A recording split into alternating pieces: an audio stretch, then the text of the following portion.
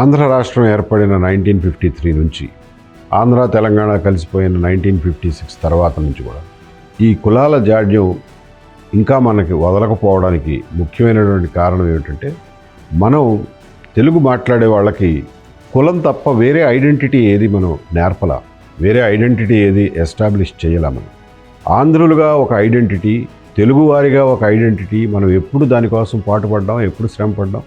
నాకు గుర్తున్నంత వరకు నేను నా వయసును బట్టి మండల వెంకటకృష్ణారావు గారు నా చిన్నప్పుడు ఎడ్యుకేషన్ మినిస్టర్గా ఉండేవారు. తెలుగు భాషా సంరక్షణ గురించి వాటి గురించి ఆయన చాలా ఎక్కువ పనిచేశారు, మాట్లాడేవాడు. నాకు గుర్తుంది. ఇంకా నాకు ప్రపంచ తెలుగు మహాసభలు, రజతోత్సవ సభలో ఏవో జరిగినాయి, అందులో నేను పార్టిసిపేట్ చేసి ప్రైజులు తెచ్చుకున్న గుర్తు కూడా ఉంది. చిన్నప్పుడు జలగం వెంకటరావు ఒకరు బాగా కృషి చేసేవాళ్ళు ఆ రోజుల్లో తెలుగు ఐడెంటిటీని ఎస్టాబ్లిష్ చేయడానికి. తర్వాత తెలుగు ఐడెంటిటీని అత్యద్భుతంగా ప్రపంచవ్యాప్తంగా ఎస్టాబ్లిష్ చేసింది ఎన్టీ రామారావు.